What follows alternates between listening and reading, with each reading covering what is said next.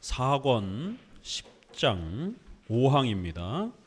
입법권, 교회법에 대해서 계속 소개하고 있습니다.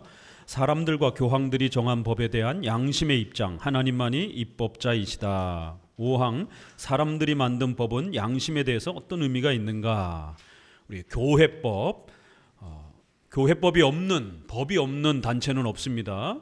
이단이든 또 수준이 떨어지는 이러한 교회든 또 건강한 교회든 모든 조직단체는 그들만의 나름대로 일정한 규칙들이 있습니다. 결국 좋은 성경적인 교회법이냐 아니면 인간이 만든 악한 법이냐, 이 차이가 있을 뿐입니다. 그렇기 때문에 각 교회마다, 각 교단마다 다양한 교회법들이 존재하는데 과연 이러한 교회법들이 건강한지 건강하지 않은지 이런 부분들을 우리가 잘 또 헤아리고 분별해 보셔야 된다는 겁니다.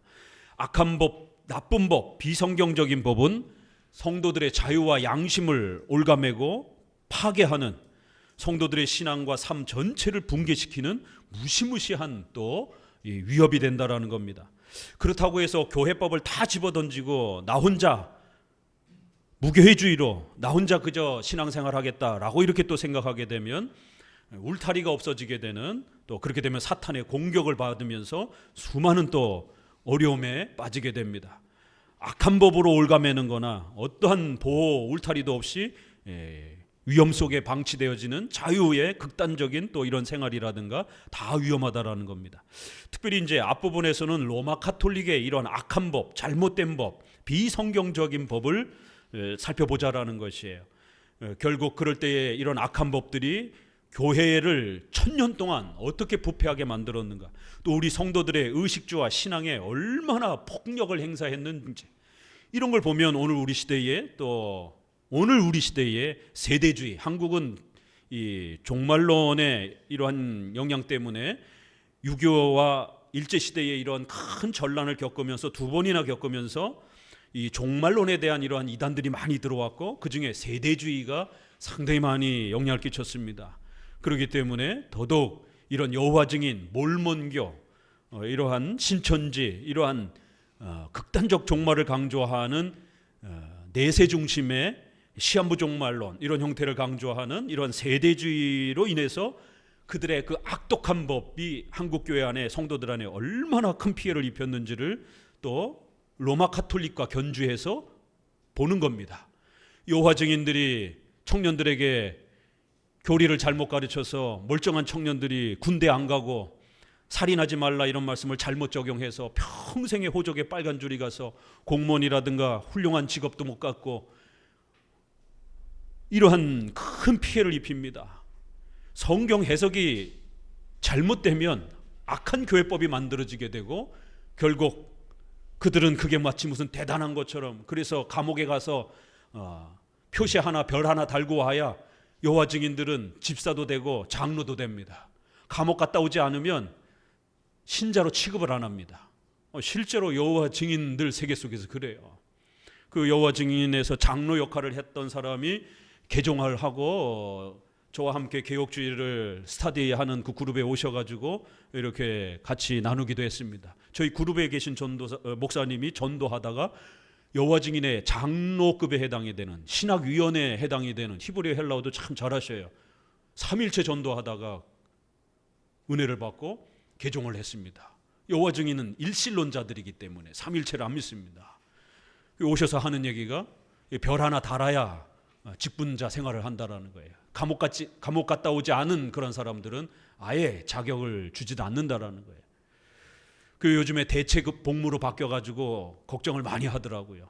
핍박이 많아야 여호와 증인들이 단결력이 세지는데 이게 자유가 주어지고 느슨해지게 되면 타락해진다라는 거예요. 단결력이 흐려진다라는 거예요.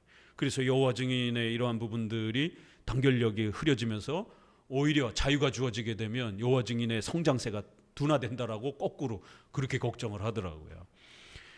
그러니까 이렇게 악한 법이 잘못 세워지게 되면 성도들의 삶 전체를 망가뜨리는 것이에요. 결혼식에 갔는데 이 여호와 증인이나 이런 사람들 다 형제회라 그러잖아요. 부모라 하지 말라 이런 성경 말씀을 문자적으로 극단적으로 적용을 해가지고 부모가 아니라는 거예요. 우리는 다 형제라는 거예요. 그래갖고 세상에 결혼식에 절을 안 하는 거예요. 절도 우상 숭배라는 것이에요. 우리가 장례식에 가서 절을 하는 것은 죽은 사람에게 절을 하는 건 금지되어 있습니다. 그건 우상 숭배로. 다만 산자들에게는 위로하는 차원에서 우리 유교 문화에 있어서는 어른에게 또 슬픔을 당한 사람에게 서로 조문을 하면서 절을 하는 문화가 있습니다. 서양에는 악수를 하지만 산자에게 절을 하는 건 열려 있습니다. 그런데 이 극단적 이 세대주의 계열에서는 부모라 하지 말라 이 말씀을 악용해가지고 부모한테도 부모라 하지 않고 형제라고 그러고 절도 안 하는 거예요. 그래서 패백이라든가 이런 부분에서 우리는 패백 정도는 이렇게 또 허용해 줍니다. 함이라든가 이런 건 금지되어 있지만 패백에서 처음으로 시댁 어른들께 인사를 하고 이런 부분에서 우리의 문화에 대한 부분을 존중합니다. 그런데 부모라 하지 말라라고 했기 때문에 시댁의 어른들에게 절하면 안 된다라는 거예요. 절도 우상 숭배라는 것이. 시부모한테 형제님 실제로 그 여호 증인 또 이러한 그 분들을 소개받으면서 그렇게 생활하더라고요. 그들은 로마 가톨릭이 얼마나 악한가. 결혼을 못하게 하는 겁니다. 그래서 사제들은 결혼을 못하게 하고 수녀들도 결혼을 안 하고 성도들은 어쩔 수 없으니까 결혼을 허락을 해도 애를 낳는 목적 아래에서만 부부관계를 하고 그 외에는 절대로 부부관계를 못하게 하는 거예요. 부부관계는 더러운 것이다라는 거예요. 그러니까 이렇게 해석하는 것 자체가 교회법인 겁니다. 가톨릭에는 교회에 성일이 얼마나 많습니까? 사순절 40일 동안 금욕이에요. 부부관계 못합니다. 또 무슨 날 해서 굉장히 많습니다. 아이를 갖기 위한 특정한 날에만 부부관계를 하는 것이. 오죽하면은 가톨릭 그 7계명 해석에 보게 되면 부부관계에 있어서도 남자와 여자의 성관계의 기본적인 자세, 남자는 위, 여자는 아래, 요게 성경적이라는 거예요. 그 외에 어떤 그 부부관계의 이러한 그 방식들은 다 죄악이라는 거예요. 이게 가톨릭 법으로 정해져 있습니다. 여러분 성당 다니면 큰일 납니다. 남자들 같은 경우는 더더구나 성당 다니면 큰일 납니다. 평생 금욕하면서 살아야 돼요. 그러니까 이런 지킬 수 없는 악한 법을 정해놓으니까 뒤로 딴짓들을 하는 거예요. 사제들도 바람피고 온갖 그러한 사생아들을 낳고, 그래서 중세시대에 가톨릭 사제들이 술을 너무 많이 먹어가지고 술문화, 포도주 저장 문화가 성당에서 가장 많이 발달이 되고, 이 양조 기술이, 그 다음에 고아원, 사생아들이 제일 많이 발생이 되는 겁니다. 교회 안에서 가끔 성 문제 때문에 시끌시끌하잖아요. 그러나 가톨릭이나 불교라든가 이런 데는 엠바고, 보도를 금지하는 그런 억압, 압력들이 있어요. 그래서 잘 안 드러날 뿐이에요. 미국 같은 경우는 그게 조금 좀 이렇게 열려 있어요. 그래서 걔네는 터졌다 하면 사제들이 어린애들, 여자애들을 성폭행한, 그것도 수십 명을, 얼마 전에도 뉴스에 나왔어요. 미국의 사제가 유아 성폭행을 수십 명을 해가지고 미국 당국에 고발이 되고, 들여다보면 감춰져 있어서 그렇지 파헤치면 훨씬 더 그 부패함들이 쏟아져 나옵니다. 왜요? 인간이 지킬 수 없는 것들을 금욕을 요구하다 보니까 이런 사태가 벌어지는 겁니다. 그러나 우리 장로교는 절대로 이런 부분에 대해서 금욕을 요구하지 않고 합법적인 범위 내에서는 얼마든지 결혼에 대한 이러한 부부의 성관계에 대한 부분들을 하나님의 선물이라고 열어주고, 돈에 대한 이러한 가치도 절대로 죄악이라 하지 아니하고 성도들의 이러한 합법적인 노동, 투자, 은행, 보험, 주식, 이런 모든 경제 활동에 대해서 하나님의 선물이라라고 노력하지 않고 오히려 노동을 게으리하는 게 문제인 것이지, 열심히 노동해서 투자하고 저축해서 집을 넓혀가고 자산을 늘려가고 이런 부분들은 하나님의 축복이라고 이렇게 교회법이 방향을 잡아준 겁니다. 그래서 종교개혁 시대 때는 상인들을 갖다가, 돈 만지는 상인들을 전부 다 죄역시 취급한 겁니다. 그래서 상인들이 늘 양심의 가책을 느끼며 살았던 거예요. 그런데 종교개혁자들을 통해서, 루터와 칼빈을 통해서 부를 일구는 거는 죄가 아니다라고 이렇게 설교를 해주니까 상인들이 어마어마하게 개신교로 몰려든 겁니다. 그래서 그분들이 엄청난 재정을 헌금을 해가지고 그 돈을 가지고 성경책을 찍어내고 신학책을 찍어내고 교회를 설립하고 이래서 종교개혁이 열매를 맺히기 시작한 것이에요. 유대인들이 왜 그렇게 미움을 받았는가? 히틀러가 유대인들을 미워한 것도 그렇고, 그리고 나서는 결국 그 유대인들이 피난을 통해서 1, 2차 세계대전을 통해서 미국으로 넘어가면서 금융 부분에 자리를 잡았습니다.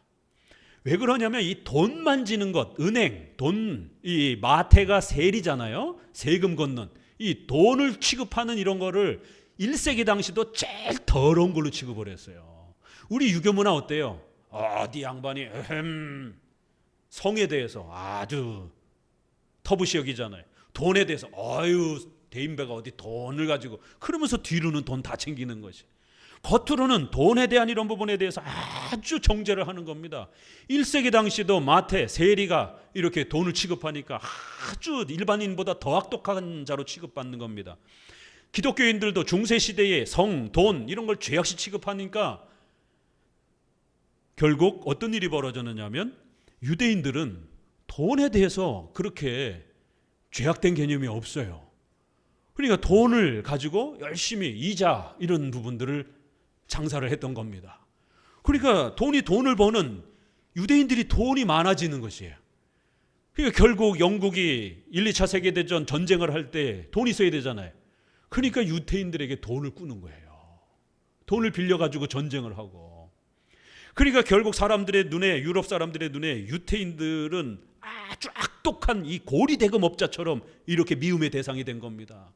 그러니까 히틀러가 이 전쟁을 일으키기 위해서 이 종교적인 이유, 정치적인 이유 여러 가지가 있을 때 정치적인 이유에 있어서 이 유대인들을 타겟으로 해갖고 유대인들이 돈을 많이 만지니까 유럽인들은 가난하고, 그러니까 그거를 선동시켜가지고 우리가 가난하게 된 거는 바로 저 유대인들 때문이다라고 하면서 유대인들을 학대하기 시작한 겁니다.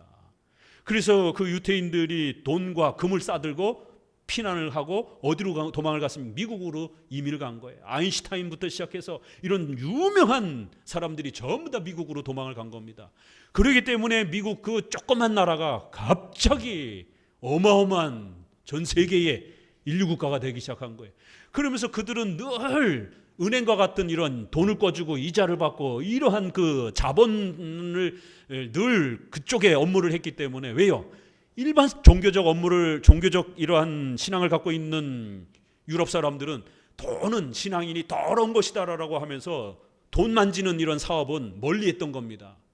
그 유대인들만이 돈에 대해서 자유로웠기 때문에 돈을 빌려주고 이자를 받고, 그래서 미국으로 가서 그 엄청난 금과 이런 부분들을 가지고 미국에 안착했고, 그래서 어려운 일이 있을 때마다, 대공황이 일어날 때마다 유대인들에게 돈을 빌려오는 거예요. 미국의 5대 은행들 다 유대인들이 오너들입니다. 그래서 여러 가지 세계의 전쟁이라든가 미국도 그렇고 다 유대인들의 눈치를 볼 수밖에 없는 거예요. 그들이 어마어마한 자본금을 가지고 있기 때문에. 왜 이렇게 됐겠어요? 돈을 죄악시했기 때문에 그런 겁니다. 왜 크리스찬들은 가난해졌겠습니까? 돈을 죄악시했기 때문에. 이렇게 교회법이 어떻게 정착하느냐에 따라 성도들이 찢어지게 가난해질 수도 있고, 또 성도들의 생활이 자립되어지고, 또 부부관계가 또 성으로의 이러한 소중한 하나님 앞에서 부부의 이러한 성에 대한 축복과 은혜를 또 깨닫게 되면 노년에 이르기까지 부부가 더 친밀해져가는 이러한 또 혜택을 받는 겁니다. 그러니까 성에 대해서 죄악시 취급하게 되면 크리스찬 가정들도 부부가 맨날 싸우고 결국에는 이혼하는 겁니다. 왜요? 인간은 부모를 떠나 한 몸이 되라라고 하나님이 이렇게 명령하셨고, 몸과 영혼이 하나로 그렇게 친밀감을 누리며 살아가는 것이지 마음의 교제만 하는 그런 존재가 아닙니다. 육체의 성적 교제를 하도록 그렇게 하나님이 창조해 주신 것이에요. 그렇기 때문에 노년에 이르기에 성관계를 등한시하고 회피하게 되면 이혼의 위기가 찾아옵니다. 성을 죄악시하고 더럽게 취급하고 늙어서 무슨 주책밖에 성이냐라고 이렇게 자꾸 핀잔을 주고 이렇게 되면 이혼의 위기가 찾아옵니다. 연세 드신 분들은 명심하셔야 됩니다. 특별히 여성들은 폐경에 이르고 이러한 상황에 이르게 되면 에야 무슨 성이냐라고. 아니요, 인간은 그런 존재가 아닙니다. 육체적인 연합과 마음의 연합이 잘 이루어졌을 때 이혼하지 않고 부부가 더 친밀해지면서 오래도록 육체적 건강도 유지하고 부부의 친밀도 유지하면서 그렇게 살아가는 겁니다. 그게 하나님이 창조해 주신 질서예요. 아니, 목사님이 무슨 성관계 얘기를 자꾸 이렇게 하시는 얘기를 하는가? 이게 교회법의 문제이기 때문에 그런 거예요. 교회법이 우리 일상생활의 이러한 부분에 있어서 방향성을 교회법으로 정해놓게 되면 그게 악법이면 성도들의 목을 조르는 거예요. 건강한 법이면 성도들의 가정이 튼튼해집니다. 이혼하지 아니하고 오래도록 건강하게 부부가 살아가는 거예요. 그런데 잘못 방향이 정해지게 되면 찢어지게 가난해지고 이혼하고 성도들의 가정이 붕괴가 되는 겁니다. 로마 가톨릭 교황 요한 바오로 2세인가요? 굉장히 진보, 자유주의적인 에이즈라든가 이러한 거 부분에 대해서 동성애라든가 이런 거 인정을 하고 에이즈를 막기 위해서 적극적으로 이런 콘돔이라든가 이런 것들을 나눠줘야 된다라고 성도들 사용하게 하고 아주 굉장히 파격적인 진보적인 교황이었습니다. 그 다음 프란체스코, 가톨릭 유래 없는 살아있는 동안의 교황이 둘이 있었어요. 지금은 이제 죽었지만 거기 알력이 있는 거죠. 싸움이 있는 것이죠. 옛날에는 프랑스 아빈용의 이러한 사건 같이 프랑스의 교황이 생기고 로마 교황이 생겨가지고 국가의 왕들을 합쳐가지고 내가 교황이다라면서 나라끼리 피 터지게 싸웠습니다. 둘 중에 하나는 죽여야 유일한 교황이 되기 때문에 절대로 교황이 죽기 전까지는 새 교황을 안 세워요. 그런데 살아있는 동안에 프란체스코라고 하는 보수적인 교황이 또 생긴 겁니다. 그래서 프란치스코 교황이 교황령, 교황법으로 제1호 법으로 발표한 게 콘돔 사용 금지. 이게 교회의 법으로 교황이 1호로 발표한 겁니다. 가톨릭은 교황의 말이 신적인 법입니다. 그들은 거반 성경의 말씀과 같이. 그래서 절대로 콘돔 금지, 이 피임 금지 이런 부분에 대해서 강력하게 처벌하겠다라고. 그런데 유럽의 어떤 사제가 자신의 지역에 에이즈가 너무 심하고 그러니까 콘돔을 성도들에게 나눠주고 이렇게 했습니다. 이게 교황청에 고발이 된 겁니다. 처벌해달라고. 왜요? 이런 콘돔에 대한 이런 부분들 사용하는 것에 대해서 프란체스코가 엄격하게 불법이다라고 법을 발표했기 때문에. 그래서 이거를 처벌해야 되느냐 말아야 되느냐 이게 이슈가 돼갖고 막 가톨릭 뉴스에 나올 정도로. 왜요? 앞에 교황은 해도 된다라고 그랬다가 뒤에 교황은 불법이다고 그랬단 말이에요. 살아있는 교황 둘이서 법이 달라진 거예요. 그러니까 어떡합니까? 이게 가톨릭입니다. 엉망진창으로 이게 성도들의 의식주와 관련된 삶에 어마어마하게 중요한 요소들이잖아요. 이런 결정들 하나하나가.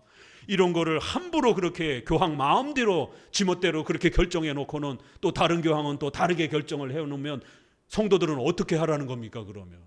그럴 때 우리 장로교는 2000년 동안 성에 대해서 일관된 입장을 가지고 또 돈에 대한 일관된 입장을 가지고 지금까지 지켜져 왔던 거예요. 자, 그럼 어떤 악법들이 있는가 계속 좀 더 봅시다. 이제 인간이 만든 법을 보기로 하자. 만일 그런 법을 지키는 것 자체가 필요한 일인 듯이 우리의 양심의 짐을 지우기 위해서 정한 법이라면 우리는 그런 짐은 불법이라고 말한다. 우리의 양심은 사람을 상대로 하지 않고 하나님을 상대로 하기 때문이다. 지상의 법정과 양심의 법정을 구별하는 목적도 여기에 있다. 이렇게 인간이 만든 법, 성경을 기초로 하지 아니하고 자기들의 권력을 유지하기 위해서 맹신을 시키기 위해서 성도들을 가스라이팅 시키려고 그렇게 만든 악한 법들을 조심해야 된다라는 거예요. 밑에서 둘째 절, 양심을 위해서도 위정자들에게 복종해야 한다면 로마서 13장 국가법에 있어서 위정자들의 법률은 우리의 양심에 대해서도 지배력을 가졌다는 결론이 된다. 이것이 사실이라면 교회법에 대해서도 같은 말을 할 수 있다. 국가의 법을 우리가 지켜야 돼요? 말아야 돼요?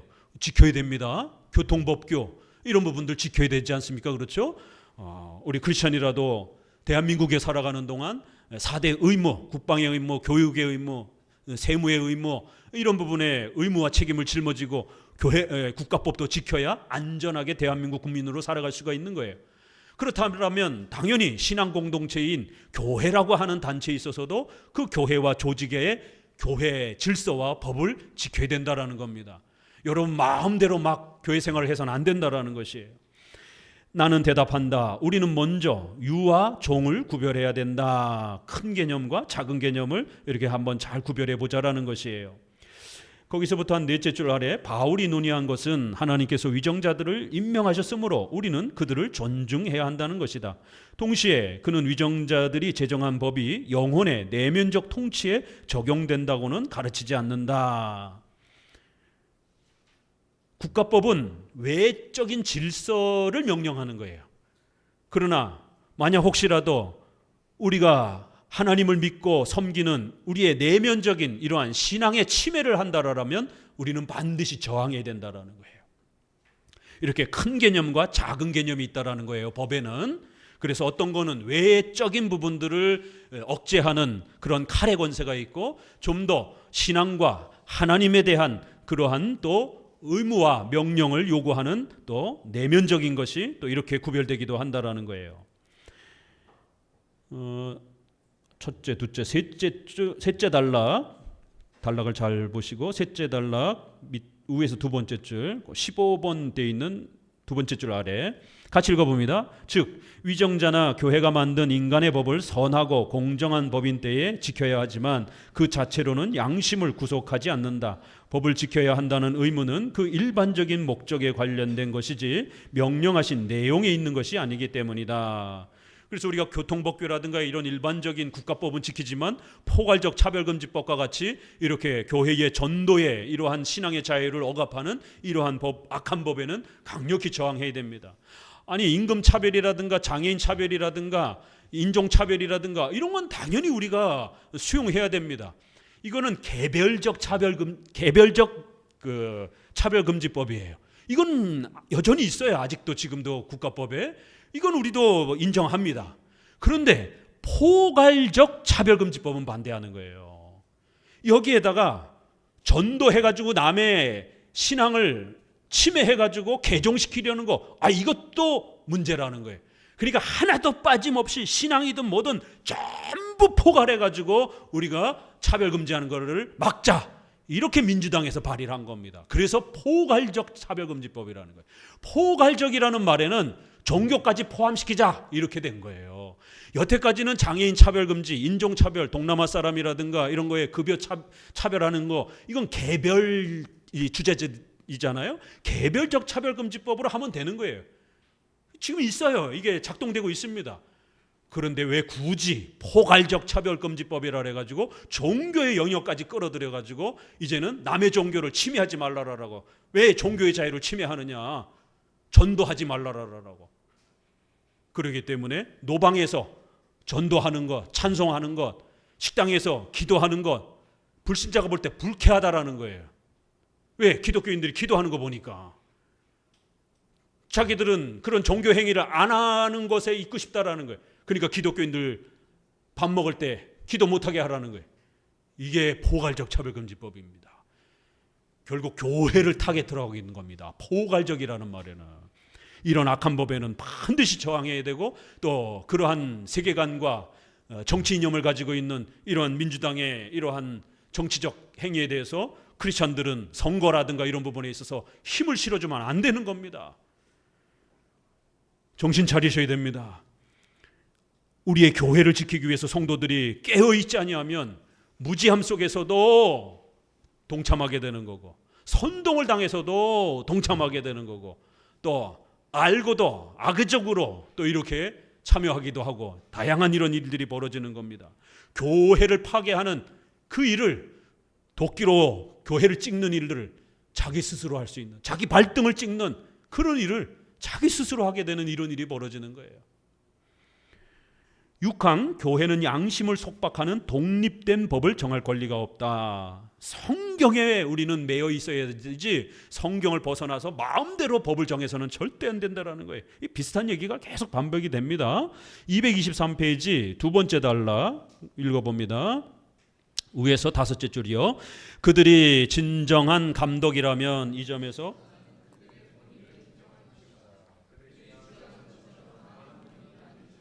교회를 합당하게 다스리는 데 필요한 정도는 인정할 것이다. 예, 이렇게 올바른 목회자, 장로 이런 그들의 올바른 성경적 결정이라면 이런 교회의 지도자들의 모여서 총회, 노회를 통해서 결정하는 권위는 아주 중요하다라는 것이죠. 인정하겠다라는 거예요. 교회의 이런 권위를 무시하면 안 되는 겁니다. 악한 결정을 우리가 멀리해야 되는 겁니다. 이제 우리 9월 달에 총회가 있습니다. 저도 분회장으로서 또 이렇게 참여를 합니다.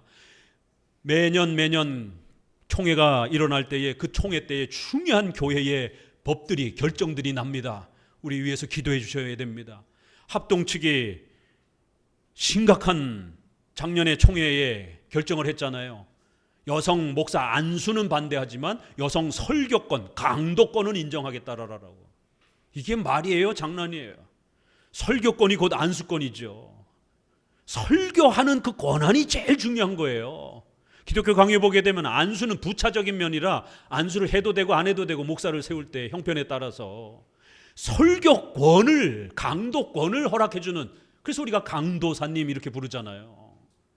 근데 한국의 최고의 보수교단이 여성 강도권을 허락했어요. 어린이 성례를 허락했습니다. 2000년 동안 유아 세례와 성인 세례를 강조해 왔는데 3세에서 13세 사이에 어린이 세례를 주고 어린이 성찬을 주자라고 결정을 해버렸습니다. 아직 이제 성찬은 안 허락했지만 세례를 허락했습니다. 아마 이제 올해에 성찬까지 주자라고 또 헌의안이 올라올 겁니다. 저희 교단은 제가 신학 교수로 있기 때문에 강력하게 반대하고 WCC, WEA에 대해서도 우리 보수교단은 참여하면 안 된다라고 강력하게 또 목소리를 내서 아직까지는 그래도 보수교단으로서의 정체성을 지키고 있습니다. 이거 여러분이 나가서 싸울 수는 없잖아요. 그렇기 때문에 목회자가 대표가 돼서, 장로님이 대표가 돼서 나가서 싸우고 목소리를 내는 겁니다. 또 그리고 손 들고 다수결로 결정을 하는 것이에요. 그렇기 때문에 우리 성도들이 목회자를 위해서, 교회의 대표자들을 위해서 기도 많이 해주셔야 됩니다. 교단이 잘못된 악한 법을 결정을 하게 되면 심각해지는 거예요. 만약 우리 교단이, 합동교단이 여성 목사 안수를 허락하게 되면 교단이 쪼개질 겁니다. 그러면 찬성하는 사람들과 반대하는 사람들로 교단이 나눠지게 될 겁니다.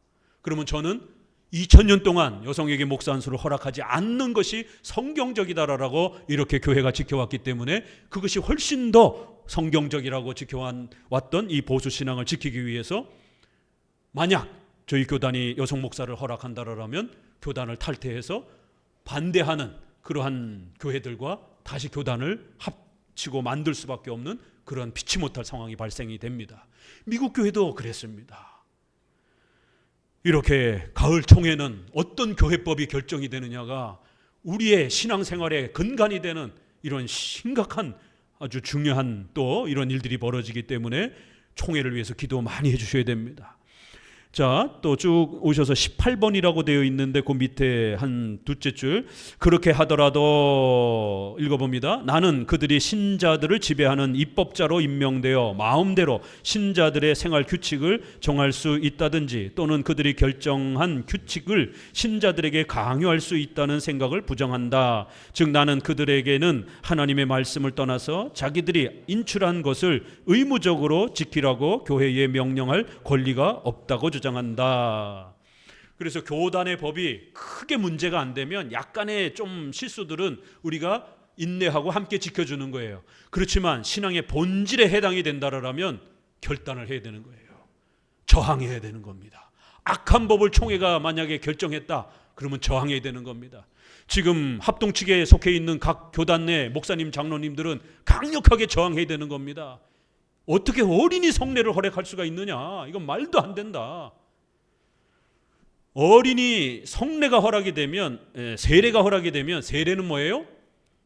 그 교회에 14세, 15세부터 어른 성례, 세례를 받을 수 있는 자격이 되는 겁니다.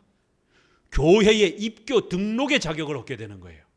그러면 1차적으로 성찬에 참여하는 겁니다. 2차적으로 직분을 받을 수 있어요. 3차로 연말에 공동의회를 통해 가지고 목회자 청빙, 교회 재산 결정 이런 걸 다 하게 되는 겁니다. 어른하고 1표씩 똑같이 갖는 거예요. 손 드십시오. 3분의 2 결의를 참여하게 되는 거예요. 선거권, 비선거권의 모든 권리를 갖는 겁니다. 세례를 받게 되면 교회의 법적 자격을 갖는 거기 때문에. 그래서 제가 교리적으로 만약 학생들이 우리가 100명인데 자녀들이 많아갖고 애들이 중고등학교 애들이 50명이에요. 그러면 목회자 청빙을 어떻게 15살, 16살짜리가, 그래봐야 중학생입니다. 중학생 애들이 어떻게 교회의 목회자 청빙, 장로님 세울 때 3분의 2 결의, 교회의 7위, 공동의회, 재산 결정, 이런 걸 어떻게 중학생 애들이 결정을 하느냐. 애들이 50명이면 60명이면 애들이 다 결정을 해야 되는 거예요. 애들은 19살, 18살, 국가에서도 미성년자라고 해서 사리 판단이 부족하기 때문에 법을 저질러도 촉법소년이라 해가지고 처벌도 안 하고 의무화 책임, 국방의 의무화 이런 모든 책임을 면제시켜주는 겁니다. 미성년자이기 때문에. 그런데 어떻게 교회가 이렇게 상식적이고 합리적인 판단도 못하고 애들한테 교회를 맡길 수 있느냐. 어떻게 이렇게 교회가 몰상식하느냐. 세상도 18, 19살 밑에는 애들이 연약하기 때문에 큰 의무를 짊어지지 않는 이런 법적 조치를 취하는데 어떻게 교회는 바보같이 15살, 16살 애들에게 교회의 재정과 치리와 직분의 임직권을, 결의권을 애들한테 줄 수가 있느냐. 애들한테 교회를 운영하라고 맡길 수가 있느냐. 이게 바보냐 멍청이냐, 정말 정신 있는 거냐 없는 거냐. 제가 이렇게 발언했어요. 그랬더니 거기 참여한 목사님, 신목사님 발언이 좀 너무 센 거 아니에요. 이건 이렇게 세게 얘기해야 됩니다. 이건 교회가 붕괴될 수도 있는 이러한 결정을 애들한테 자격을 주는 이런 어린이 성례를 하자라고 하는 건데 이게 상식적인 사람이라면 이건 불가능한 겁니다. 어떻게 애들한테 우리 교회를 다 맡깁니까? 그랬더니 나중에 들으시는 분들이 신 교수님의 말이 연구가 일리가 있습니다. 이렇게 해서 한 표 차이로 신학위원들이 7명, 9명 이렇게 해서 결의를 합니다. 한 표 차이로 부결이 됐어요. 그래서 불가 입장을 가지고 본회의에다가 이제 소위원회에서 이제 그렇게 결정하고 그리고 나서 본회의에다가 제시를 하는 겁니다. 신학위원과 이렇게 부결되었습니다. 이걸 받겠습니까? 하면 이제 전체 대의원들이 듣고 다수 투표를 하는 겁니다. 거기서 3분의 2가 부결이 돼야 최종적으로 부결이 되는 거예요. 다행히 부결이 된 겁니다. 그러나 건의안은 매년 또 올라올 수가 있는 거예요. 그때는 어찌어찌해서 막았지만 저와 같은 보수적인 교수와 목사가 없으면 내년엔 통과될 수 있는 겁니다. 미국 보수 장로교회도 3대 칼빈주의자인 워필드가 계셨던 하치, 워필드, 메이첸 이런 분들이 계셨을 때 웨스민스터를 수정하자, 예정론을 없애자, 여자 목사 안수를 수용하자, 미국 최고의 보수 장로교회가 이런 헌의안이 자꾸 올라온 겁니다. 그럴 때마다 본회의에서 90대 10으로 반대가 됐는데 그 다음에 80대 20으로 반대가 되고 그 다음에 70대 30으로 반대가 되고 점점 위험해지는 거예요. 그러다가 1903년에 결국 40대 50으로 뒤집어진 겁니다. 그래서 1903년에 미국 장로교회가 소위 말해서 진보적 형태로 문이 열려버린 겁니다. 지금 합동 측 총회가 그렇게 따라가고 있어요. 하나씩 문을 열어가고 있습니다. 2000년 동안 지켜왔던 교회법의 질서를 하나씩 깨트리면서 자유주의적 결정을 수용하고 있습니다.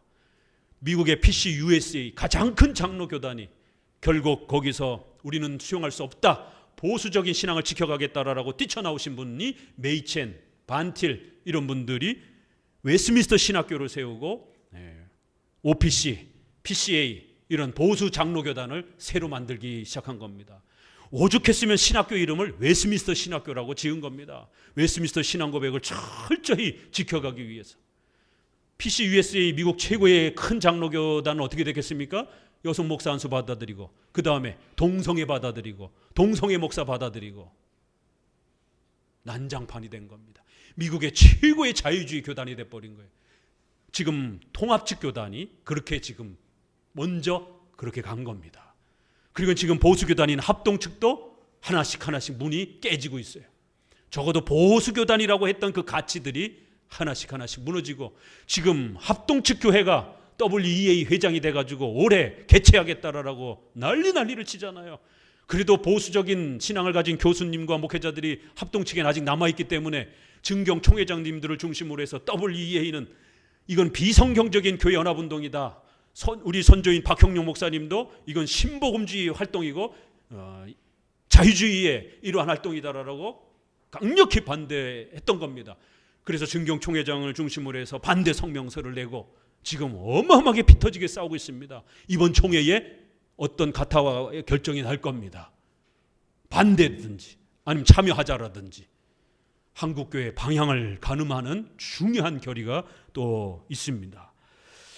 교회 역사는 이렇게 항상 올바른 교회법과 악한 교회법에 목회자들이 타락하고 무지해지니까 장로님들이 무지하니까 그 대표들이 모여서 올바른 목회자와 장로가 모였을 때는 건강한 결정을 하는데 악한 목회자와 장로들이 모였을 때는 비성경적인 법을 결정하라는 거예요. 그러면 교회는 또 타락하는 겁니다. 그러면 이제 거기서 뛰쳐나온 또 분들이 모여서 보수적 신앙을 지켜가기 위해서 비록 조그맣게라도 교단을 만들고 그 교단을 유지해가는 이런 식으로 교회가 유지해왔던 겁니다. 7항 모든 자의적 지배는 하나님의 나라에 대한 침범이다. 이렇게 자의적 인간의 마음대로 성경을 벗어나서 법을 만들면 안 된다라는 거예요. 같이 읽어봅니다. 주께서는 선한 생활을 위한 완전한 표준에 필요한 것은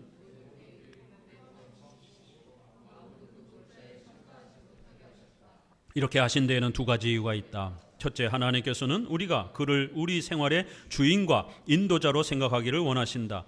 우리가 하나님의 뜻을 표준으로 삼아 우리의 모든 행동을 그 표준에 합치시킨다면 우리는 하나님께서 원하시는 대로 될 것이다.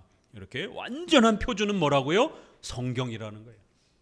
십계명이라는 겁니다. 하나님의 말씀을 기준으로 해서 우리 시대에 필요한 법을 만드는 거예요. 성경을 벗어나서 절대로 법을 만들어서는 안 된다라는 겁니다. 224페이지에 둘째, 하나님께서는 우리에게 요구하시는 것은 무엇보다도 순종이라는 것을 우리가 깨닫기를 하나님은 원하신다. 그래서 야고보서 4장 11절에서 12절 입법자와 재판자는 오직 하나님이시라는 거예요. 입법, 교회법을 만들 때에 하나님이 만드신다라는 거예요. 그렇기 때문에 목사와 장로들은 그걸 위탁받은 것이지 자기들 마음대로 법을 정해서는 안 된다라는 거예요. 하나님이 원하시는 그러한 교회법을 만들어야 된다라는 거예요. 이사야 33장에도 재판장이시오 우리 여호와는 우리에게 율법을 세우신 자시오. 이사야 33장 그 뒤에 이 두 구절이 다 생사여탈의 권한은 영혼에 대한 재판권을 가지신 이에게 있다는 것을 밝힙니다. 사실 야고보는 이 점을 명백하게 언명합니다. 그뿐 아니라 사람은 아무도 이 권한을 취할 수 없습니다. 그러므로 우리는 하나님을 영혼의 유일한 지배자로 인정해야 합니다. 구하며 멸하는 권한은 하나님께만 있습니다. 하나님은 동시에 지배자와 재판장과 입법자와 구주를 겸하셨다고 한 이사야의 말과 같습니다. 8항 인간이 만든 법 가운데 용인할 수 없는 것을 식별하는 방법. 자, 그럼 어떤 게 악한 법이고 어떤 게 좋은 법인가를 우리 성도들이 어떻게 구별하는가? 내 마음대로 내가 옳고 그름을 내가 혼자서 다 판단하는 게 아니에요. 그렇게 되면 자기가 기준이 돼버리는 거죠. 또다시. 그렇기 때문에 반드시 이걸 식별하는 법들을 배워야 돼요. 밑에서 셋째 줄을 같이 읽어봅니다. 이제 두 가지를 제시하는데, 첫째, 모든 의와 거룩의 완전한 기준은 하나님의 뜻에 있으며 하나님을 알면 선한 생활을 완전히 알게 됩니다. 둘째, 우리가 하나님을 바르고 합당하게 예배하는 방법을 구할 때에 하나님만이 우리 영혼에 대해서 권위를 가지셨고 우리는 하나님에게 순종해야 하며 하나님의 뜻을 섬겨야 합니다. 이 두 가지를 알게 될 때에 우리는 인간이 만든 어떤 법이 주의 말씀에 반대되는가를 쉽게 식별할 수 있을 것입니다. 이런 법들은 모두가 하나님께 대한 진정한 예배에 관계된 것이며 양심이 그 법을 지킬 의무가 있기라도 한 것처럼 꼭 지켜야 할 종류의 것입니다. 그러므로 인간이 만든 법을 우리는 이 저울로 달아야 한다는 것을 잊지 말아야 합니다. 첫째는 성경이라는 것이죠. 그런데 이제 이 성경을 해석하는데 많은 싸움이 있잖아요. 누가 해석하는 게 맞냐 틀리냐 이 싸움이 있는 거예요. 그래서 둘째는 교회의 예배 방법, 교회의 정치, 이런 모든 거를 구할 때에, 분별하고 찾을 때에 하나님만이 우리 영혼에 대해서 권위를 가지셨다라는 것을 꼭 명심해야 합니다. 하나님께서 우리의 양심의 주인이 되셔서 이러한 법들을 계속해서 세워가신다라는 것이에요. 그럼 이제 이게 무슨 표현이냐면 권위, 인간의 양심을 사용한다라는 거예요. 그러면 우리가 앞부분에서 첫 번째 배웠던 교리권을 말하는 겁니다. 목회자들이 모여서, 장로님들이 모여서 노회 총회를 하면서 이단의 교리와 우리 정통 교리를 구별하고 또 세워가잖아요.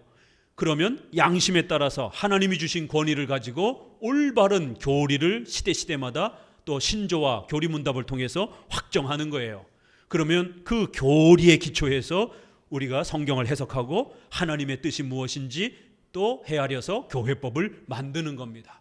이렇게 하나님의 뜻이라고 하는 성경의 기준, 두 번째는 인간의 양심을 통해서 하나님께서 또 이러한 권위를 또 세워가시는, 우리에게 필요한 예배의 방법, 교회 정치의 이런 구체적인 법과 질서를 인간의 양심을 사용해서 또 하나님이 정해주신다라는 거예요. 그럴 때 우리 장로교는 대표자들이 모여서 그 권위를 위탁받아서 성도들을 위하여 또 신조와 교리를 결정하고 이단을 확정하고, 이러면 그런 부분들을 우리가 함께 존중하면서 하나님의 뜻 성경 해석을 또 잘 해나가면서 악한 법과 건강한 법을 구별해 가야 된다라는 겁니다. 성경과 인간의 양심 아래에서 결정한, 권위를 가지고 결정한 그런 교리들을 역사적 정통 기독교 신조와 교리들에 기초해서 찾아낸다라는 겁니다. 내가 보기에 나쁘고 좋고 이렇게 주관적으로 판단하는 게 아니라는 것입니다. 쭉 내려오셔서 골로새서 1장 28절 거기 있죠. 거기에서 위로 셋째 보게 되면 하나님께 대한 진정한 경배법은 사람에게서 배우려고 할 것이 아니라 하였다. 그래서 골로새서에 보게 되면 사람이 하나님을 어떻게 예배해야 되는지에 대해서 함부로 예배법을 만들지 말라라는 거예요. 골로새서 2장 3절을 보게 되면 헛된 철학과 인간의 법에 속아 그리스도의 양떼에서 떨어지는 일이 없도록 조심하라라고 경고했다라는 거예요. 골로새서 2장이 뭐예요? 너희가 세상 초등학문에 빠져가지고 세상의 헛된 철학에 빠져가지고 그리스도를 멀리한다, 이런 표현들이 나오잖아요. 그리고 자의적 숭배를 만든다, 이런 책망들이 나오는 거예요. 이렇게 하면 안 된다라는 겁니다. 골로새서 2장 8절 그 다음 구절, 그러나 2장의 끝에 가서는 모든 자의적 숭배, 자기가 만든 종교를, 즉 모든 원시적 경배를 더욱 단호하게 공격한다.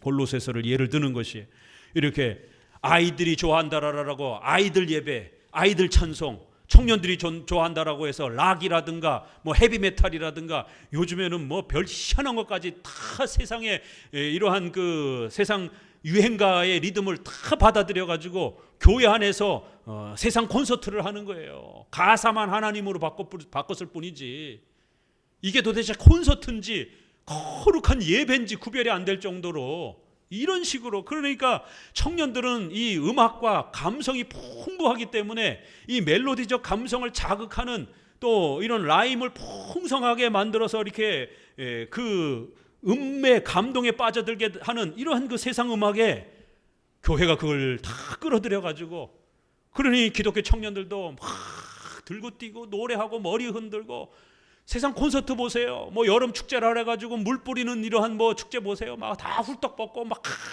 즐기고 노래하고 술 먹고 노래하고, 뭐 교회 안에서 술 먹고 훌떡 벗고 이런 것만 빠져 있지, 그 안에 그 세상에서 즐기고 싶은 청년들의 그 욕구가 그대로 발출이 되잖아요. 막. 동영상 유튜브에 이렇게 가끔씩 나옵니다. 야, 이게 콘서트인지 뭔지 이게 어떻게 예배인가 이게. 이러면 안 된다라는 겁니다. 그러면 노인들이 좋아하는 또 뭐 장송곡과 같은 그런 형태로 또 예배 드릴 거예요? 어떻게 할 겁니까? 이러면 안 된다라는 겁니다. 인간이 좋아하는 예배를 이렇게 찾는 게 아니라 성경이 명령하는 것을 따라서 교회법을 정하여서 그 교회의 질서를 만들어 가야 된다라는 겁니다. 주일 예배를 드려야 된다. 그러나 몇 번, 몇 시에 예배 드릴지 이건 교회법으로 정하는 거예요. 성찬식을 행하라. 이건 명령이에요. 기본적 명령이에요. 그러나 몇 번을 할지, 성찬식을 할 때 구체적으로 순서를 어떻게 정할지 이거는 교회법에서 정하는 겁니다. 앉아서 먹을지, 앞으로 오셔서 먹을지, 저희 교회도 여러 방법으로 이렇게 시도도 해봤어요. 또 목사님이 다 뜯어줄지, 아니면 빵을 통째로 놓고 목사님 먼저 뜯고 여러분이 돌아가면서 뜯을지. 독일에서는, 유럽에서는 이렇게 큰 잔에다가 마시고 돌려요. 코로나가 생기고 나서 심각해졌어요. 성도들이 안 먹으려고 그래요. 실제로 유럽 가서 참여하신 분들 그래요. 목사님 휴지로 그냥 이렇게 행주로 쑥 닦고 입에다 딱 들이대는 거예요. 바이러스 개념이 없었을 때는 그냥 다 같이 우리는 하나 이러면서 다 같이 먹었던 거예요. 근데 이제 1800년 이후에 바이러스가 발견이 되고 나서는 성도들이 안 먹으려고 그 남이 입댄다에 부부지간에도 깨림직한데, 더더구나 환자가 있고 B형 간염, C형 간염 이런 많은 부분들이 있는데 이게 달달달달달달 떨면서 믿음이 있는 사람은 먹는 거고 믿음이 없는 사람은 못 먹는 거예요 이게. 그래서 개별잔이 나온 겁니다. 위생관계 문제도 그렇고 이렇게 해서. 그럼 이게 개별잔으로 먹는 게 성경적인가? 한 잔으로 먹는 게 성경적인가? 이건 교회법으로 정하는 거예요. 우리 교회는 이렇게 개별잔으로 합시다.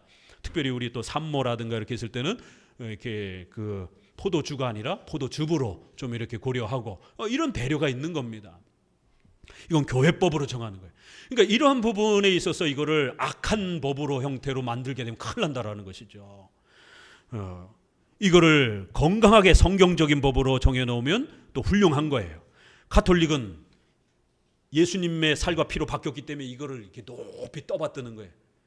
그래서 성도들이 그 앞에 와가지고 성호를 긋고 무릎을 꿇고, 어디 감히 서서 받아요, 앉아서 받아요, 무릎을 꿇고 떡을 이렇게 받는 겁니다. 가톨릭에서는. 그래서 그 앞에 절을 하는 겁니다. 종교 개혁이 성찬과 관련해서 사적인 성례 금지, 왜요? 돈 받고 귀족들이 사적으로 행하니까. 그 다음에 성찬에서 성호 금지. 왜요? 이게 십자가를 계속해서 형상화하려고 그러는 거예요. 이거 왜 그런지 아셔요? 십자가를 몸에 지니고 다니려고 하는 거예요. 나무가 없으니까 이거라도 해가지고 십자가를 내가 이렇게 지니고 있으면 귀신이 쫓아나가고 병이 안 걸린다 이렇게 생각을 하는 겁니다. 그래서 열심히 이걸 걷는 겁니다. 그 다음에 성찬에서 무릎 꿇지 말 것이며, 이게 종교개혁 시대 때 법이었습니다.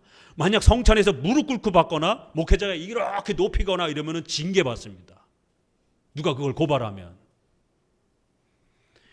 그러니까 성찬을 구체적으로 어떻게 행할 것인가, 이건 교회법에서 정하는 거예요. 근데 이게 악하게 만들어지게 되면 미신화가 되는 겁니다. 이렇게 교회법이란 잘 만들어지게 되면 성도들을 돕는 것이 되는데, 잘못 만들어지게 되면 미신을 또 조장하는 형태로 빠질 수 있다는 거예요. 자, 9항 예배의식을 제정한 교회법은 전체적으로 경박하며 성경에 배치된다. 로마 카톨릭, 오늘날 세대주의의 이런 교회법들 보세요. 여호와 증인들의 교회법 보세요. 얼마나 경박하고 얼마나 몰상식하고, 세상에 자기 자식이 죽어가는데도 피를 먹지 말라, 이 성경의 말씀을 그대로 창세기 말씀을 적용해가지고 순댓국, 피 들어간 선짓국 안 먹어요. 못 먹게 합니다. 그게 교회법이에요. 수혈을 받아야 되는 이러한 남의 피가 우리 몸에 들어오는 것도 못하게 합니다. 어떤 피로든, 입으로 들어가든 혈관으로 들어가든 어떤 피도 못 들어오게 하는 겁니다. 폐륜입니다. 폐륜. 자기 자식이 교통사고로 해서 수혈을 해야 되는데 절대 수혈 금지. 그래서 그들의 그 주민등록증이라든가 이런 뒤에다가 수혈 금지를 적어두고 다닙니다. 여호와 증인들 무시무시합니다. 폐륜이잖아요. 자기 부모가 죽어가는데, 자식이 죽어가는데 그 혈액형이 같으면 수혈을 해서 살려야 될 것 아닙니까? 근데 수혈 금지. 차라리 죽으면서 순교하라는 것이에요. 어떤 교회와 어떤 설교를 듣느냐에 따라 집이 패망합니다. 우리 장로교회법이 그래서 우리 성도들을 건강하게 보호해준다는 거예요. 우리 성도들은 현대의학과 문명을 우리 장로교는 보호하고 인정하기 때문에 이런 모든 부분들을, 수혈이라든가 현대의학을 다 수용하는 겁니다. 경박한 법, 세륜적인 법, 악독한 법 조심하셔야 된다는 거예요.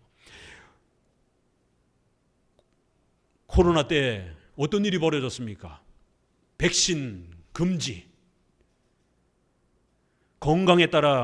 자기 건강에 따라서 맞을지 안 맞을지를 성도가 스스로 선택하도록, 의학적 선택을 하도록 해야지, 이걸 왜 목회자가 종교적 신념을 불어넣고 마치 백신을 안 맞는 게 마치 하나님 앞에 거룩한 것처럼, 세대주의에 빠진 의사들이 나와가지고 현미경을 봤는데 그 백신 안에 동그란 디스켓이 발견됐고 바로 그거는 사람을 죽이기 위한 특수한 DNA가 거기 들어간 거다. 그래서 이거 맞으면, 백신 맞으면 2년 안에 죽는다라고 기독교 의사들이 여의도 광장 앞에 나와가지고 데모하고 백신 금지 반대 운동을 하면서 백신 맞으면 2년 안에 죽는다라고, 백신을 빨리 맞으라라고 정치적인 염으로 진보적인 또 이러한 또 목사들도 문제고, 백신 맞으면 2년 안에 죽는다라고 하면서 공포를 자아내면서 또 이렇게 또 선동한 세대주의에 빠진 그런 극단적 보수적 입장에 또 이러한 분들도 문제인 겁니다. 그럴 때 제가 뭐라고 설교했습니까? 백신의 문제는 의료적으로 판단해야 됩니다. 절대로 목회자가 정치적으로 판단하면 안 됩니다. 성도 스스로 개개인이 자신의 건강 상태를 보고 맞고 싶은 분은 맞고 또 맞지 않고 싶은 분은 거절해도 됩니다. 더더구나 백신은 민주당 정부가 만든 것도 아니고 세계 최고의 미국 정부가 화이자, 모더나 다 미국 의료회사에서 만든 것이기 때문에 특별히 우리 보수 우파를 추종하는 또 좋아하는 그런 성도들은 더더구나 진보 정부 아래에서 백신 정책이 펼쳐지기 때문에 절대로 종교적 신념으로 거부하셔서는 안 됩니다. 백신 맞으면 2년 안에 죽는 것처럼 이렇게 공포에 떨지 마시고 여러분의 의학적 판단을 가지고 각각 집에서 가정별로 그렇게 판단하십시오. 누가 더 건강합니까? 실제로 우리의 생명이 이렇게 위급한 상황이 닥쳤을 때에 로마 가톨릭의 악한 법, 세대주의와 이단들의 악한 법, 경건주의의 이러한 극단적 금욕주의적 법, 그럴 때 우리 장로교회의 이러한 신학과 기반인에 갖춰진 장로교회의 판단이 성도들의 생명을 이렇게 다르게 취급합니다. 우리 장로교회 법은 가장 건강하잖아요. 상식적이잖아요. 의학적이잖아요.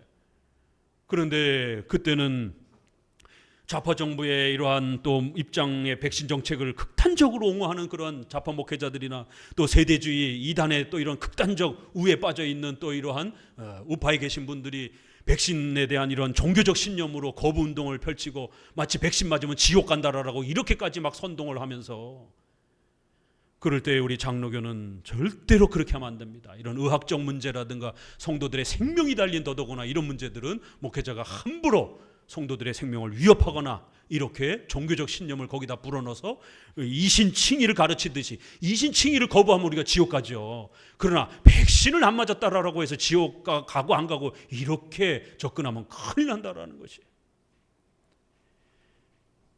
교회법은 이렇게 중요하고 실제적으로도 우리에게 이렇게 닥치잖아요. 코로나가 닥쳤을 때.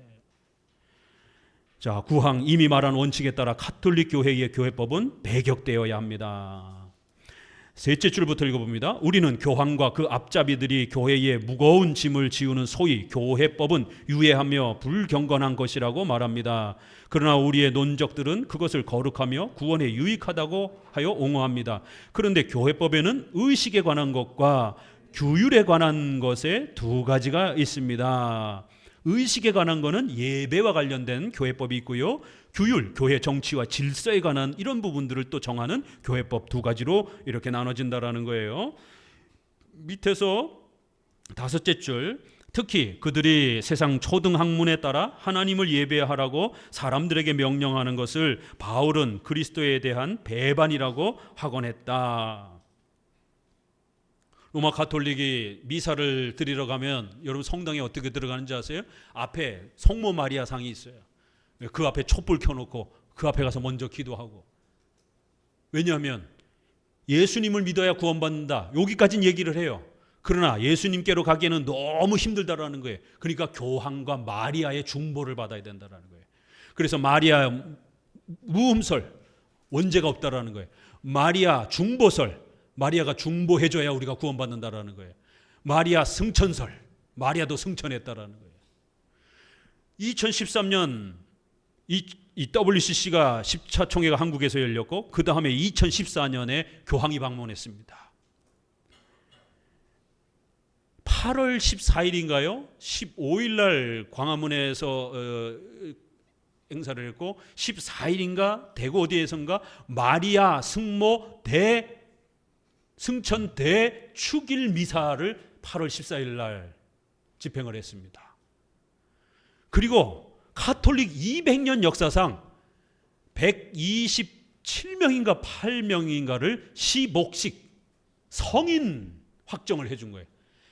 우리나라가 1700년 그쯤에 가톨릭이 들어왔는데 김대건 신부 유명하잖아요. 동양을 무시해가지고 유럽인들의 이런 인종학적 우월성을 이 가톨릭이 강조하면서 동남아라든가 아프리카라든가 이 아시아라든가 이쪽 인종은 깔봐가지고 성인도 잘 안 만들어줘요. 우리나라 300년 된 가톨릭 역사인데도 성인이 없어요. 그래갖고 128명을 한꺼번에 성인을 해준 겁니다. 그래서 우리나라 가톨릭 신자들은 베네딕토요 또 아니면은 프랑스의 까무숑이요 그 사람들 성인을 의지해가지고 기도해야 되는 겁니다. 우리나라 성인이 없어가지고 시복식 128명의 성인을 이제 만들어줬어요. 그러니까 이제 김대건 신부를 의지해서 하나님께 기도할 수 있는 이런 성인 중보가 된 겁니다. 이런 악독한 법들을 2014년에 만들었습니다. 그리고 15일인가 이렇게 광화문에서 가톨릭 미사가 시행이 됐습니다. 이게 가톨릭이에요. 맨 아랫줄 바울과 공동 전선을 펴는 것이다. 바울은 신자의 양심을 인간의 노예로 만드는 것을 절대로 허락하지 않는다. 노예가 된다라는 거예요. 성도들이 잘못하면 약한 법에 물들게 되면 시팡 교황제도의 교회법은 하나님의 율법을 부정한다. 이 교황제도와 이 세대주의의 이러한 악독한 법이 왜 문제가 되냐면 결국 성경을 부정하는 결론에 이르기 때문에 그래요. 첫째 줄 읽어봅니다. 그뿐 아니라 이런 허무한 조작을 종교라고 부를 때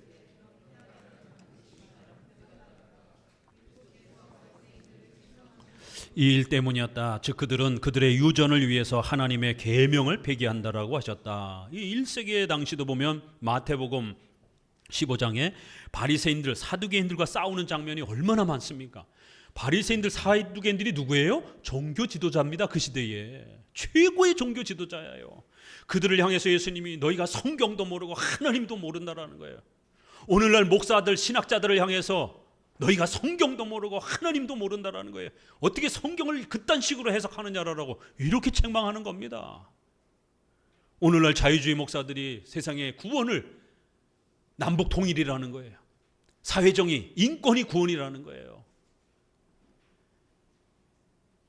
어떻게 목사와 신학자가 이런 발언들을 합니까? 어떻게 구원이 남북 통일입니까?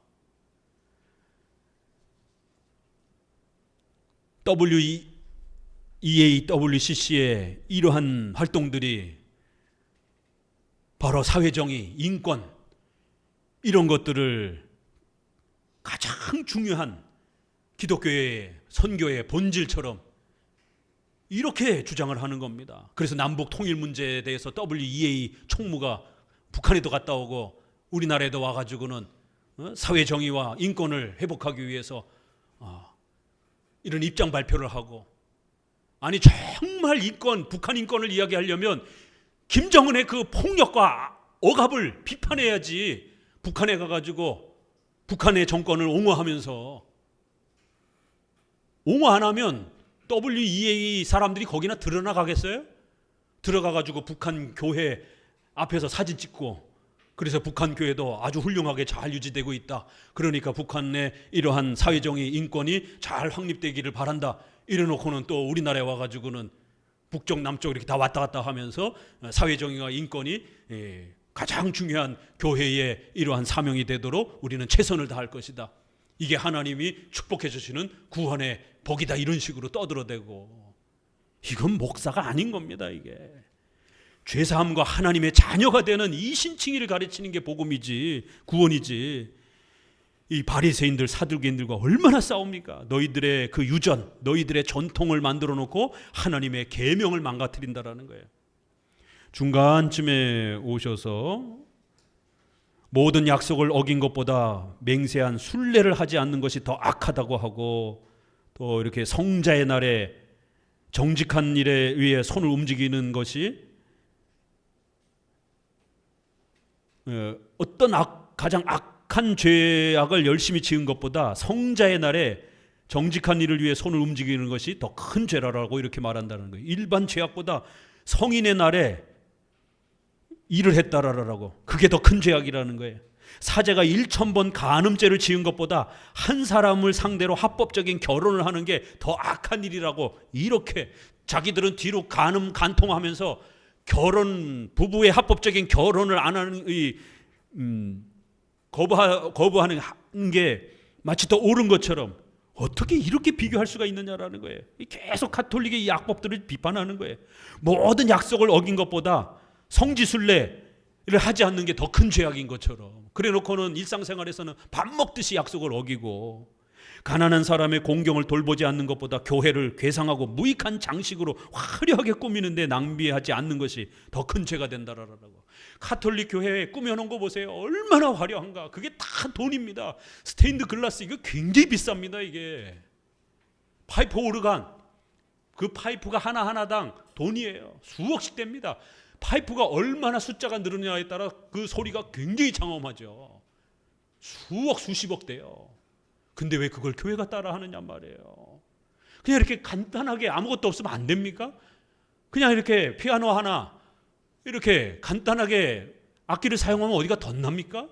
수십억짜리 파이프 오르가는 소리를 들으면서 예배드려야 무슨 거룩한 찬양이 됩니까? 차라리 그 돈 아껴서 가난한 사람들, 또 교회 선교 사업하고 신학교를 유지하고 이런 데 써야지. 그런데 교회를 치장하지 않는 이것은 큰 죄고, 오히려 전도하고 이렇게 가난한 사람들을 돌보는 이런 부분들을 등한시 여기고, 세상에 그 교회를 그렇게 화려할 치장할 그런 돈이 있다라면 그 돈을 딴 데 쓰라는 거예요. 전의를 확대하는 것보다 우상에게 경의를 표하지 않고 지나가는 것이 더 악독한 것처럼, 이런 수많은 악한 말들을 이렇게 악한 법들을 만들어 놨다라는 겁니다. 넘겨 보십시다. 228페이지 우에서 7째 줄. 우선 사소한 일과 하나님 보시기에 무익한 일 때문에 한 사람이 다른 사람을 멸시하고 재판하며 추방한다는 것은 중대한 죄다. 그러나 지금은 이러한 경미한 악에 불과한다는 듯이 하나님의 거룩한 말씀보다 바울이 갈라디아에서 말한 세상의 초등 학문을 더 높이 평가한다. 가톨릭은 이렇게 사소한 일, 무익한 일들, 이러한 쓸데없는 악한 법들을 만들어 놓고 마치 그게 대단한 어떤 중대한 죄인 것처럼 이렇게 취급하고, 결국 갈라디아에서 말씀했던 골로새서에서 말하는 이런 초등학문, 헛된 철학, 악한 인간의 전통, 이런 것들이라는 거예요. 자, 11항까지만 봅시다. 가톨릭 교회법은 무의미하며 무익하다. 결론이 그런 거예요. 이 두 가지 결점이 있다. 첫째로 같이 읽어봅니다. 대체로 교회법에는 무익한 것들과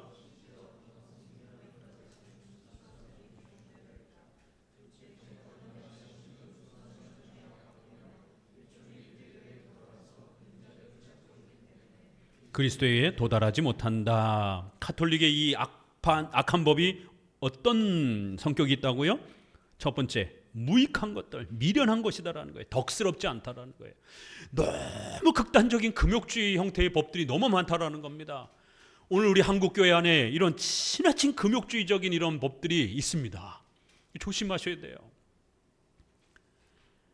우리가 새벽 기도라든가 이런 것들도 훌륭하지만 너무 지나치게 한국교회가 새벽 기도를 몰아치는, 그럼 이 새벽에 이러한 리듬이 깨지게 되면 일상생활에 이런 부분들도 많이 깨지게 되고, 그러면 저녁 기도회를 할 수도 있고 이런데, 유달리 전 세계에서 유일하게 새벽 기도가 있는 게 한국이에요. 그래서 마치 새벽 기도를 한 신자만이 1등 신자이고 막 이런 식의 지나친 이 금욕주의적인 이런 모습들, 금식을 너무 많이 강조해요, 한국교회가. 목사님 40일 금식, 다니엘의 20일 금식, 일주일을 넘게 금식하면 죽습니다. 의료적으로. 근데 세상에 이걸 아무렇지도 않게 생각해요. 20일 금식을 그냥 툭탁하면 합니다. 물만 먹으면서 40일 금식도 있어요. 그래서 목회자들이 7, 80년대 한참 막 성령 충만 받는다라고 금식 유행이 벌어질 때 많이들 돌아가셨습니다. 세상에 어떻게 이렇게 교회가 뭘 지각할 수가 있냔 말이에요. 의료적으로 일주일 이상 굶으면 죽는다라고 하는데 40일을 밥 먹듯이 하고, 마치 40일을 하면 은혜가 충만하고 막 능력이 발하는 목회자가 될 것처럼. 아니요. 구약에서 40일 금식한 사람은 모세와 엘리야밖에 없습니다. 그 많은 선지자가 있는데 모세는 80일을 했습니다. 십계명 깨트리고 나서 한 번 더 했어요. 40일을. 신약에서는 예수님밖에 없습니다. 이렇게 특별한 목적을 가지고 특별한 대상만이 한 겁니다. 율법을 받는 모세, 엘리야는 그걸 회복해야 되기 때문에 산채로 이렇게 승천을 할 정도로 모세 다음에 모세와 같은 역할을 한 분입니다. 그래서 40일 금식을 한 겁니다. 예수님은 중보자로 오셨기 때문에 보증을 강력하게 드러내기 위해서 그런 목적 아래서 한 것이지, 12사도 그 누구도 40일 금식시키지 않았어요. 어떻게 목숨을 이렇게 막 집어던지면서 의학적으로도 금지되어 있고 성경에서도 추천하지 않는 이런 금식을 갖다가 마치 은혜의 어떤 능력의 수단인 것처럼 이렇게 강요를 해가지고 목회자들을 죽음으로 막 몰아가고, 그러다 보니까 목회자들과 성도들이 위가 다 나빠져가지고 식습관이 이게 저가니까 성도들이 위암이 많이 생기는 거예요. 우리 여기 식품영양학과 전문가도 계시는데 우리가 식습관을 이렇게 유지하지 않으면 위 다 망가집니다. 그러니까 기독교인들이 위암이 많아요. 희한하게. 이거는 의식주의 이런 우리의 기본 생활 패턴을 무시한 벌입니다. 이게 가톨릭에서 결혼을 금지한 이러한 벌로 온갖 간통과 간음이 팽배한 것처럼 성도들을 건강한 교회법 안에서 잘 이렇게 안착시켜야 되는데 이렇게 무익하고 아주 미련한, 덕스럽지 못한 이런 성격이 있다라는 거예요. 두 번째는 이거 유대인들 따라하는 거라는 거예요. 1세기 당시에 유대인들이 구약을 문자적으로 지킨다라고 그러면서 채소 하나까지 11조를 뜯어내는 거예요. 박하와 근채와 이게 다 채소의 그런 종류예요. 채소를 사가지고, 채소도 샀으니까 하나님 앞에 한 장은 뜯어가지고 그렇게까지 성경이 요구하지는 않는다라는 거예요. 우리 성도들의 급여 정도에서 10분의 1 정도 이렇게 헌금하면 되는 겁니다. 의와 신과 이런 11조의 중요한 내적인 정신을 지키지 않고 어떻게 이렇게 외적인 형식에만 매달릴 수 있느냐라는 거예요. 그러나 조심해야 되는 것은 11조의 형식도 중요하고 내적인 정신도 중요하다. 이것도 행하고 저것도 지켜야 된다. 지나친 게 문제가 되는 것이지, 11조라고 하는 이런 중요한 규칙은 하나님께서 우리 성도들을 훈련하고 경건의 훈련을 쌓도록 세워주신 소중한 질서라는 것이에요. 채소 한 장을 뜯어내는 겁니다. 이렇게. 그러니까 이러한 유대인들이 구약을 따라하는 이제 이러한 마치 자기들이 제사장이 된 것처럼 이제 막 이렇게 따라하는 이제 이러한 형태로 로마 가톨릭이 유대교를 지나치게 따라하는 이런 형태. 결국 이거는 골로새서 2장 23절에 자의적 숭배에 해당이 된다라는 거예요. 229페이지에 골로새서 2장 22절 중간쯤에 셋째 줄부터 읽어봅니다. 바울은 교회법들의 허위를 증명하기 위해서 그것은 사람들이 만들어낸 것이라고 말하는 것으로 충분하다고 생각했기 때문에 일고의 가치도 없는 것처럼 일일이 반박하지 않고 지나쳐 버렸다. 참으로 그는 교회 안에 있던 모든 가짜 예배가 정죄를 받았다는 것을 알았고, 가짜 예배가 인간을 기쁘게 할수록 더욱 신자들의 의심을 받으리라는 것을 알았다.